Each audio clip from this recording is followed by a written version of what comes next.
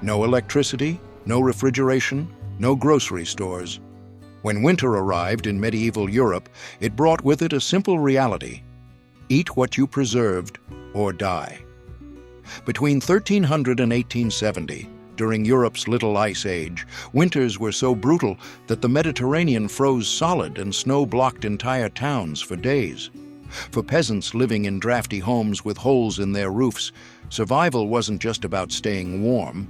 It was about making food last through months of killing cold. Medieval peasants developed a sophisticated arsenal of cooking and preservation techniques that could stretch meager harvests through the longest winters. These weren't just recipes. They were life-or-death survival strategies refined through centuries of famine, plague, and bitter cold. Every technique had to work with the simplest tools and the most basic ingredients, because failure meant starvation. Tools to trust, skills that last. This is bushcraft arsenal. One pot, endless meals, nothing wasted, every scrap saved, preserve or perish, no second chances. Number 1, the Perpetual Pottage system. The Perpetual Pottage was the foundation of medieval peasant survival, a continuous cooking system that provided hot, nutritious food every day of winter, using nothing more than a large iron cauldron and whatever ingredients could be found. The system maintained a constantly simmering pot of thick stew that was never completely emptied.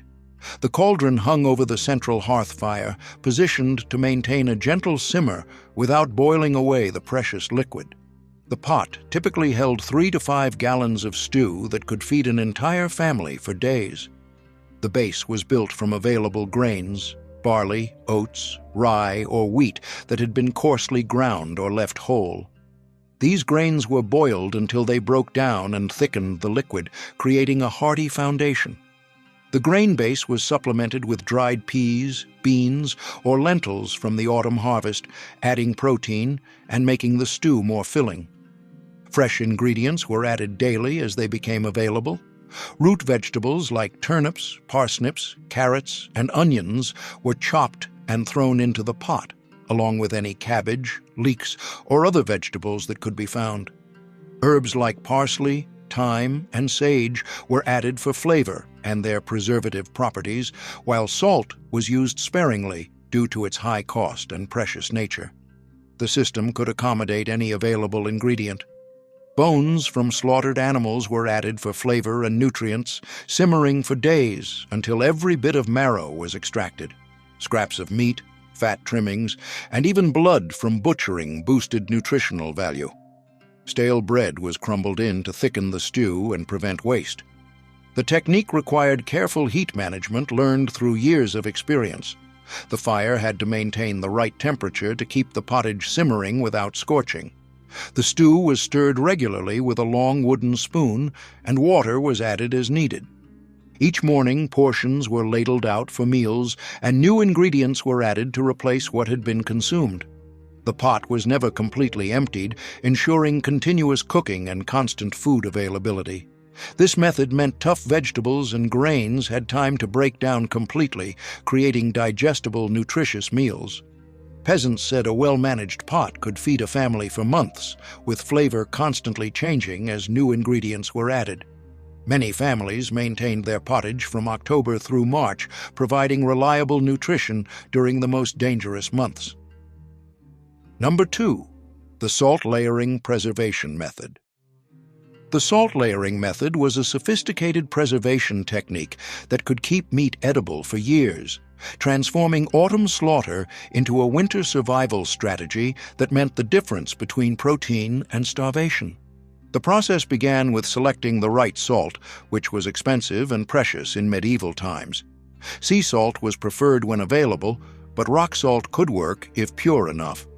The salt had to be completely dry, as any moisture would compromise preservation and allow spoilage. Peasants often dried their salt by the fire before use.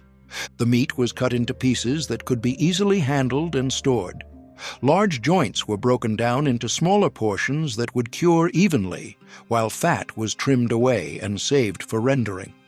The meat was rubbed thoroughly with dry salt, ensuring every surface was completely covered. The layering system used wooden barrels, earthenware crocks, or stone containers that could be sealed tightly. A thick layer of salt was placed in the bottom, followed by a layer of salted meat pieces. The meat was arranged so pieces didn't touch each other, with each piece completely surrounded by salt. Layers alternated until the container was full. The final layer was always salt, completely covering the top layer of meat. The salt created an anaerobic environment that prevented harmful bacteria growth while drawing out moisture that would cause spoilage. The container was sealed with a tight-fitting lid or covered with cloth and weighted down. The curing process required specific conditions. Containers were stored in cool, dry places like root cellars where temperatures remained consistently cold. Fluctuating temperatures could cause condensation that would ruin the preservation. Containers were checked periodically to ensure the salt remained dry. The timing was critical for success. The process worked best in cold weather, typically during autumn slaughter season when temperatures had dropped but before the hardest freezes. The cold slowed decomposition while salt penetrated the meat completely. When preserved meat was needed, it was removed from salt and soaked in fresh water to remove excess salt.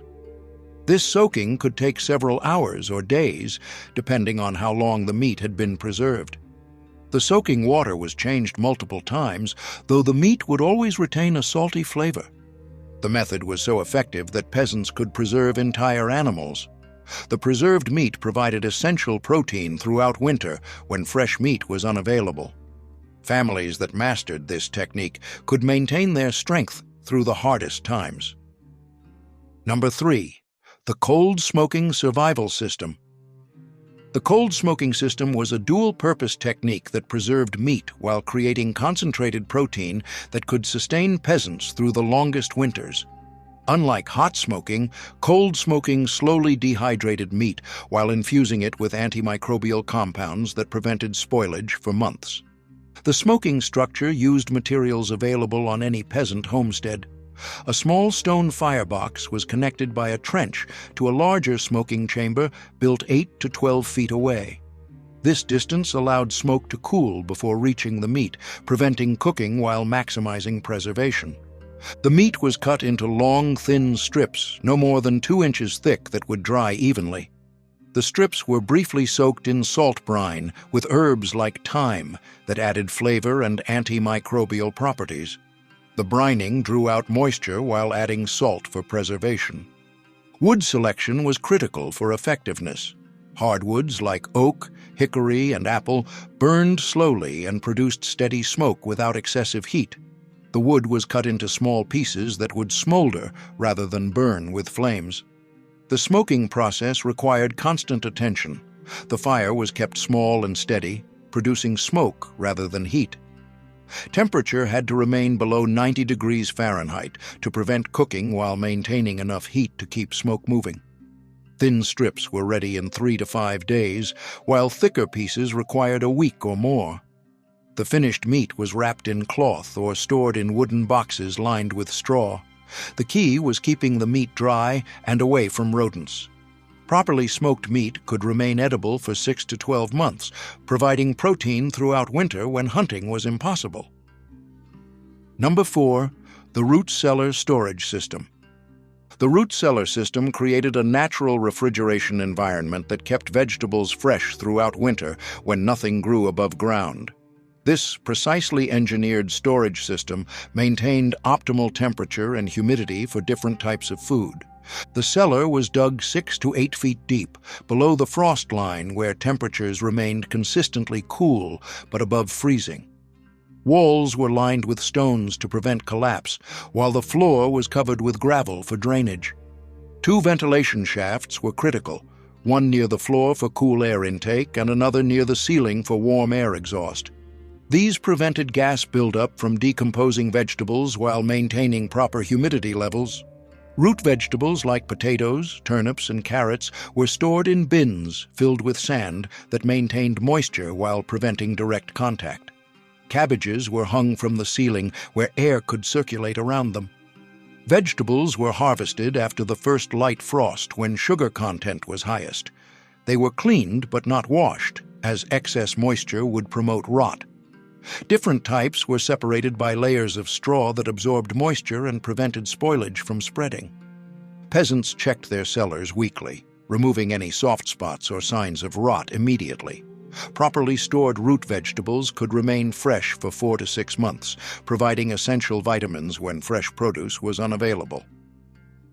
Number 5. The Fat Rendering and Confit System. The fat rendering and confit system transformed animal fat into both a cooking medium and preservation environment, creating a dual-purpose survival tool that could keep meat edible for months while providing essential calories throughout winter. The rendering process collected every scrap of fat from slaughtered animals, hard fat around kidneys, soft fat from under skin, and fat trimmed during butchering. Nothing was wasted, as fat was precious during the hardest months. The fat was cut into small pieces and heated slowly in a large iron pot over low fire until it melted completely. The liquid fat was strained through cloth to remove any meat particles or debris that could cause spoilage. The strained fat was poured into clean containers for storage, while remaining solid pieces, called cracklings, were saved as protein-rich snacks. The confit method used rendered fat to create an anaerobic environment that prevented bacterial growth. Pieces of meat were cooked slowly in the fat at low temperatures until completely tender. The cooked meat was placed in earthenware crocks and completely covered with hot rendered fat that formed an airtight seal when cooled. When meat was needed, it was carefully removed from the fat, which was reheated and reused for cooking. The technique was so effective that properly prepared confit could remain edible for 6 to 12 months, providing reliable protein and fat throughout winter. Number 6. The Fermentation and Pickling System. The fermentation and pickling system was a biochemical preservation method that transformed fresh vegetables into nutrient-dense foods that could last through the winter while providing essential vitamins that prevented scurvy and other deficiency diseases. This wasn't just preservation, it was nutritional enhancement that made winter vegetables more digestible and nutritious than their fresh counterparts. The fermentation process relied on beneficial bacteria that converted sugars in vegetables into lactic acid, creating an acidic environment that prevented harmful bacteria from growing while preserving the food. The process began with shredding or chopping vegetables like cabbage, turnips, or carrots into pieces that would ferment evenly. The vegetables were then mixed with salt in precise proportions that would encourage beneficial fermentation while preventing spoilage. The salt ratios were critical for successful fermentation, typically using about 2 to 3 pounds of salt per 100 pounds of vegetables. Too little salt would allow harmful bacteria to grow, while too much would prevent fermentation entirely. The salt was mixed thoroughly with the chopped vegetables, then the mixture was packed tightly into containers to exclude air and create the anaerobic conditions needed for proper fermentation. The container system used earthenware crocks, wooden barrels, or stone jars that could be sealed tightly to prevent contamination. The vegetable mixture was packed down firmly to eliminate air pockets, then covered with a cloth or wooden lid that was weighted down to keep the vegetables submerged under their own juices. The containers were stored in cool, stable temperatures where fermentation could proceed slowly and evenly. The fermentation timeline required patience and careful monitoring to achieve the best results. The process typically took 3 to 6 weeks, depending on the temperature and the type of vegetables being fermented. During the first few days, the vegetables released their juices and began to soften as the salt drew out moisture. After a week, the fermentation process began in earnest, with beneficial bacteria converting sugars into preservative acids. The monitoring techniques ensured that fermentation proceeded correctly, without spoilage. The containers were checked regularly to ensure that vegetables remained submerged under their juices, as any exposed portions would develop mold and ruin the entire batch. The surface was skimmed of any foam or scum that appeared, and additional weight was added if needed to keep vegetables submerged. The pickling variation used vinegar or other acidic solutions to create immediate preservation without waiting for fermentation. Vegetables were packed into containers and covered with a solution of vinegar, water, salt, and spices that created an acidic environment hostile to harmful bacteria. This method provided faster results but required vinegar, which was expensive and not always available to peasants. The flavor enhancement made fermented vegetables more appealing than their fresh counterparts, with complex, tangy flavors that complemented the bland diet of winter survival foods. The fermentation process also made vegetables more digestible by breaking down tough fibers and creating beneficial enzymes that aided digestion. The acidic flavor helped stimulate appetite during the long winter months when food became monotonous. The nutritional benefits were crucial for winter health, as fermented vegetables provided vitamin C and other nutrients that prevented scurvy and other deficiency diseases. The fermentation process actually increased the nutritional value of some vegetables while making nutrients more bioavailable.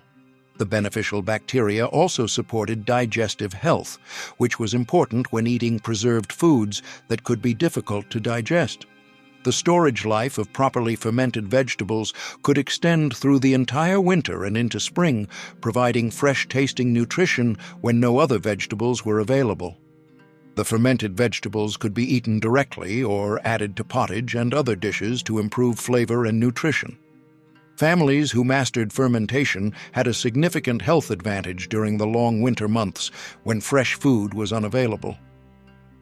Number 7. The Grain Stretching and Management System.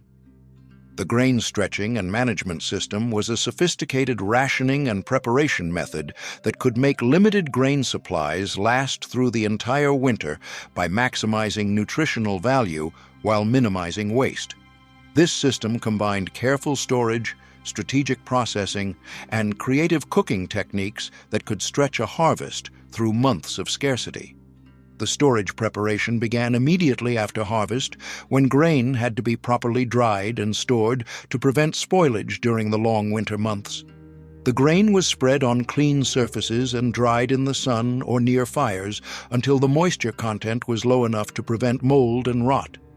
Properly dried grain would keep for years if stored correctly, while damp grain would spoil within weeks and ruin the entire winter food supply. The container system used wooden bins, earthenware jars, or woven baskets lined with cloth to protect grain from moisture and pests. The containers were sealed tightly and stored in dry areas like lofts or granaries where temperatures remained stable and humidity was low.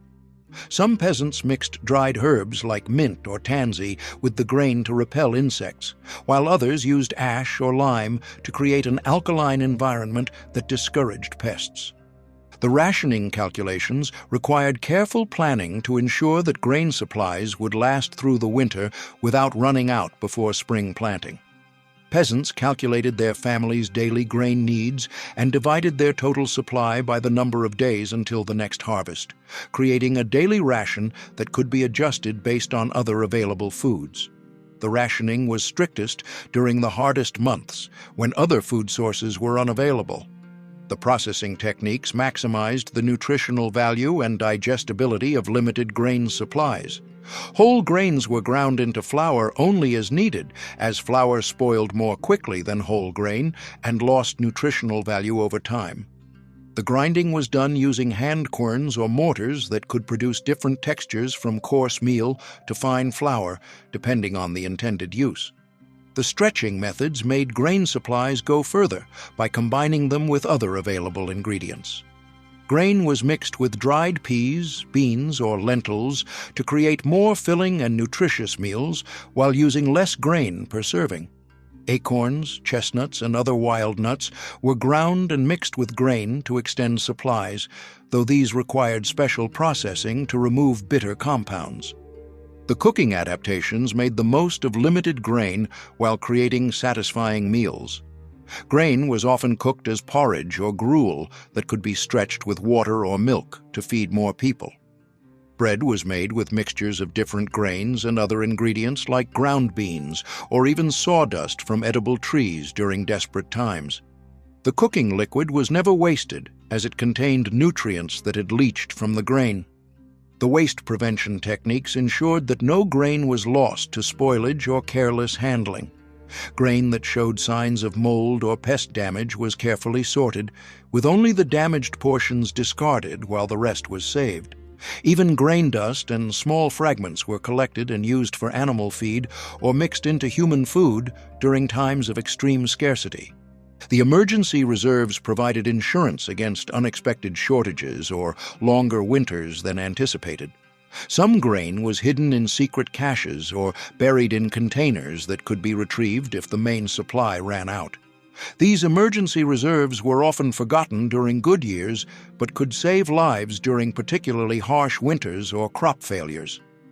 The seasonal timing optimized grain usage throughout the winter, with the highest quality grain saved for the hardest months when other food sources were completely unavailable. Early winter meals might include more vegetables and preserved foods, while late winter relied more heavily on grain as other supplies were exhausted. The system required constant adjustment based on available foods and changing conditions. These 7 cooking tricks formed the foundation of medieval peasant survival during the harsh winters of the Little Ice Age. Each technique was refined through generations of life-or-death testing, where failure meant starvation and success meant survival until spring. In a world without modern conveniences, where winter could last 6 months and temperatures could kill, these methods represented the difference between making it through the cold season and becoming another casualty of medieval winter. They remind us that true survival cooking isn't about complexity. It's about understanding your resources so completely that you can transform the simplest ingredients into life-sustaining nutrition. Let me know in the comments which of these medieval cooking tricks impressed you most. Was it the ingenious Perpetual pottage system that could feed a family for months, or the sophisticated salt layering method that could preserve meat for years? See you in the next episode.